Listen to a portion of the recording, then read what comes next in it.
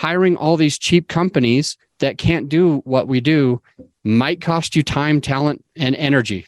That's one of the morals. Well, one of the morals of the story is hire my company. We got you. We are professional. Most hosts never achieve the results they hoped for. They're falling short on listenership and monetization, meaning their message isn't being heard and their show ends up costing them money. This podcast was created to help you grow your listenership and make money while you're at it. Get ready to take notes. Here's your host, Adam Adams. Hey, what's up, podcaster? It's your host, Adam Adams. And today we are talking about what is a good resource that you need to have. What's a good resource that you should have? Like, how should you be thinking about your resources? And I had a conversation with Julie Hawley. Shout out to Julie. You're a badass. I appreciate you.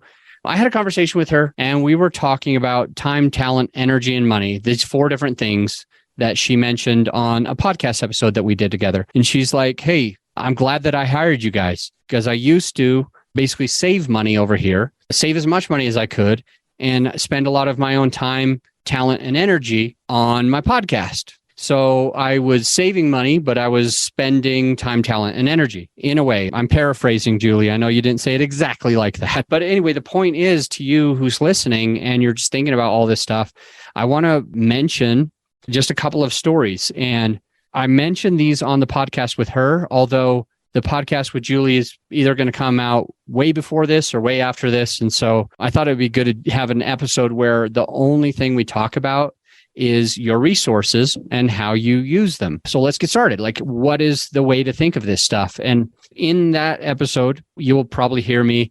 I hired a new personal assistant and she has been working with me for a couple of weeks.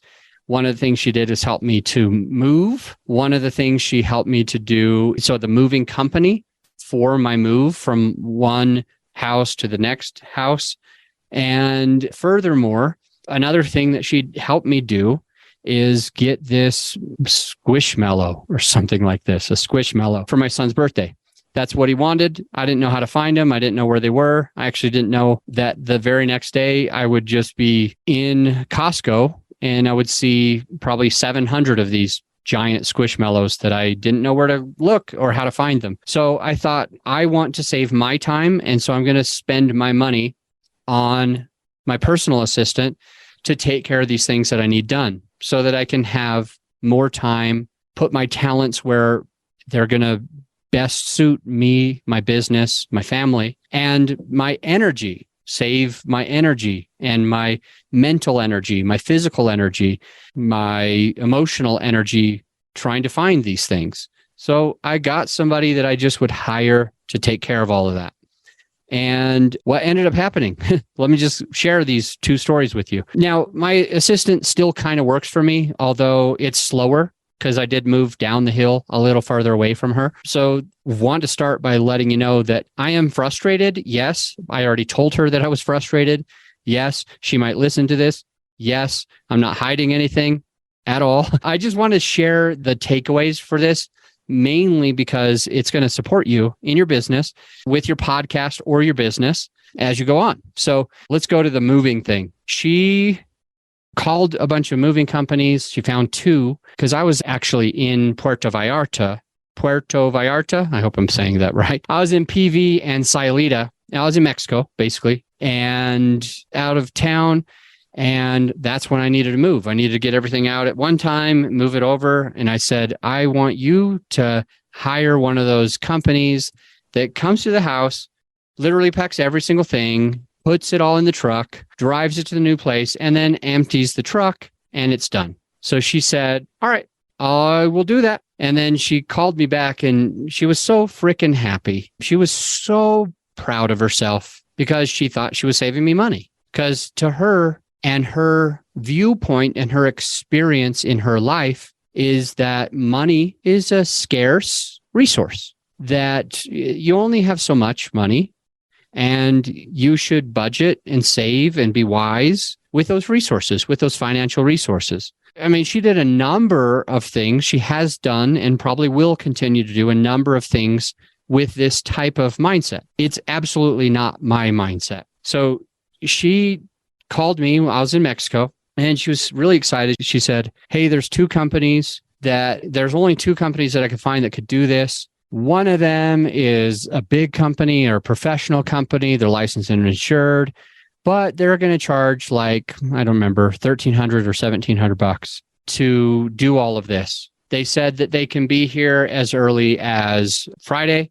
And that's actually the day that I was flying back. She goes, they could be here as early as Friday, but don't worry. I found a different company that's going to be less than $1,300 or $1,700. And I was like, okay. I was nervous already. I was actually nervous, but what are you going to do? You just want to put your trust in your team. And so I didn't want to argue. I was on the beach, probably drinking a pina colada or something. So I'm like, it's whatever. You just do whatever. And if something breaks, if they steal something, whatever, then we'll just replace it. It's just money. So I'm not going to stress about it. You do your thing and I will see you when I get there. So she hired this other company that was, I don't know, 40 or 50 an hour, but they had 3 people and she thought that it might save money. But here's the short of the story here is that it didn't save any money. It actually cost me a lot more money. They only had time because they milk the clock. I'm feeling pretty sure that they were milking the clock. They only had enough time to pack everything up, load it in the truck and drive it to the new house and just take the stuff out. So they didn't even get to empty anything. They didn't empty one single box because by the time they were done, it was 8 p.m. And so anyway, it was expensive. It's something like, I think it was $850 for the labor. And on top of that, they didn't even empty the house or put it together. So I had to do that. I had to spend my time, my talents, and my energy to do that on my own when I only had a couple of days in between Mexico and St. George and Moab. So I was only home for a couple of days. So I had to like spend all of that time, canceled a couple of work appointments, started unpacking, because it's like I can't sleep anywhere because I don't have a bed made up. I can't brush my teeth because I don't know what freaking box that's in. I had to unpack on my own. And so I ended up paying my assistant extra money for a couple of days. I'm pretty sure 2 full days where it was just her and me for 2 full days emptying this stuff. So pay her 20 something an hour. So let's just call it another $400 that I'm paying her. And then it's my time and my talents and my energy that's also being worked on, putting in some work. And then if you just go ahead and try to add in the rest, which is that the movers dropped my armoire and cracked it. They don't have insurance, so I'm screwed. I've got a $350 piece of furniture that I've got to replace as well. So $850 plus, let's call it $400 to my assistant. What that puts us is $1,250, right? And then let's put another $350 to the armoire. That's $1,250 plus $350. That's $1,600.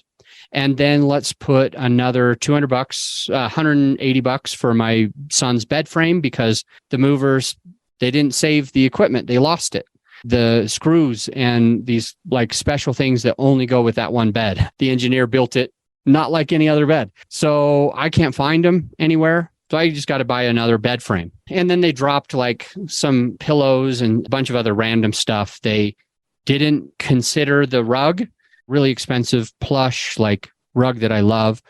And they were just tracking in salty snow because it was snowy that day and there was salt and they didn't like do anything to fix their feet. So they were traveling in and out and wiping it on this nice rug, which shouldn't be used for that. So now I got to get that rug cleaned, had to get rid of a totally different rug. And the point is that whatever it cost me, whatever it was going to cost me, whether it was $1,300 or $1,700 with the other company, I don't remember the terms, but it cost me almost $2,000 and a lot of time, talent, and energy to go with a cheaper company. So one moral of this story that I will share is hire me, grow your show to help you, because hiring all these cheap companies that can't do what we do might cost you time, talent, and energy. That's one of the morals. Well, one of the morals of the story is hire my company. We got you. We are professional. We might cost a little bit more than the other company, but we're professional. We're going to do it right, right? Another thing is that if money is important to you and you've got an assistant, tell the person to save you as much money as you can. If time, talent, and energy is more important to you and you got an assistant, do what I didn't do. And I've done now after messing it up, but do what I didn't do originally, which was tell her that I really don't want you to save money. I want you to always focus on saving time and energy and to be able to get more done, to hire more people, hire additional people, hire people that know what they're doing, that have insurance, that we don't have to worry about any of this stuff. And then what else was going to say? Oh, and the other story was there was this freaking Squishmallow. I think that's what they're called. My son, all of the kids at his school have them. They did some type of show and tell. And so he went and brought his small one. And a few of the other kids had giant ones. And he was jealous. And so he's like, Dad, what I really want is one of these giant ones because all these other kids have the giant ones. I didn't know how easy it was to find them. I couldn't really find them on Amazon when I tried. So I just said to my assistant, hey, can you take this off my plate? And what she ended up doing, she found an eBay seller that was selling one of these giant Squishmallows an hour and a half away from where we live. And so she was pretty excited that it was local. And she said that she could either pay it to be here in 2 days for a certain amount of money, pay it to be here overnight for a lot more money, or she could just drive there and we wouldn't pay for shipping. And so the shipping cost was going to be $40 to overnight it. And that's probably what we would have done. But instead, what she did is she avoided all the other stuff I needed her to do that day that was going to help me. All this other stuff that I needed to offload from my plate that I already expected her to do, she unilaterally, and I know she might listen to this and be offended, but that's literally what she did. She unilaterally made an executive decision to skip all the other stuff that I told her to do that day, to drive to this place for an hour and a half there and then an hour and a half back. And that was meant to save $40. And here I am, I don't know, maybe ripping out my hair. If you saw the video of what I'm recording right now, I might look bald right now. So here I am ripping out my hair because I'm like, A, I had a lot of stuff that I needed you to do. B, we didn't save any damn money. I actually spent more because you saved $40 here. And if I pay, let's just say I pay her $25 an hour, then that's $75. $75 for an hour and a half, 3 total hours, an hour and a half there and another hour and a half back. So, and then it was a snowstorm and she didn't have snow tires and took her longer than an hour and a half to get back because of the snowstorm and her tires. And she was just so proud of herself. She's like, she wanted me to commend her and thank her for driving in the snow when it was dangerous. She wanted me to commend her for saving $40 in shipping. And I'm like, no, I'm not happy about any of this. There was a lot of work I need you to do today. You didn't do. You avoided it. That's number one. Number two, you put yourself in harm's way and we're driving in a snowstorm way slower than you would have gone normally. And number three, I actually paid you $75 to drive there and back instead of just $40 to have it shipped here overnight. So whatever, just remember, you've got time, you've got talents, you've got energy, and you've got money. Shout out to Julie Hawley on that. And to me, I care the most about my time and my energy.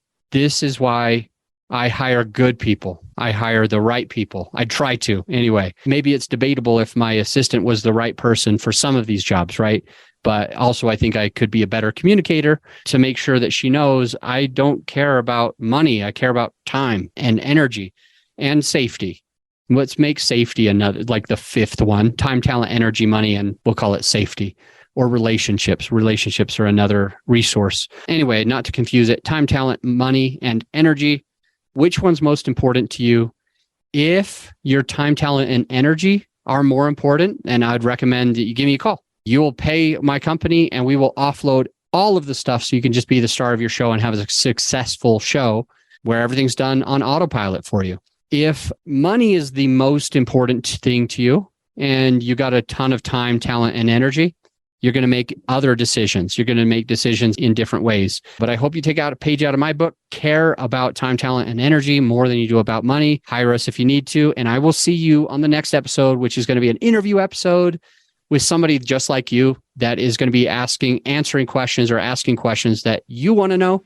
And so I'll see you on the next episode. Don't go anywhere. Oh, hey, because 3 of my clients came to me recently looking to find a way to have their podcast make them money instead of cost them money, we put together a resource for some of our clients, and I want to give it to you as well. It's something that did actually seem to help because one of them is now making $2,600 a month. Another one's $4,500 a month. And the third is making between $5,000 and $10,000 each month. And so it's been a resource that's been incredibly valuable to them. It's our sponsor sheet template. It's a template of a sponsor sheet, and it gives you something that you can hand to potential sponsors and hopefully also be making $2,600, $4,500, or between $5,000 and $10,000 regularly each month with your podcast. So this has been a contributing factor to helping all 3 of those clients turn their podcast into an additional income stream for them. And the way that you can find it is just going to our website, growyourshow.com, but put in /templates, growyourshow.com/templates. And then you can actually download that template and others that could be valuable to your podcasting experience. I'll see you on the next episode.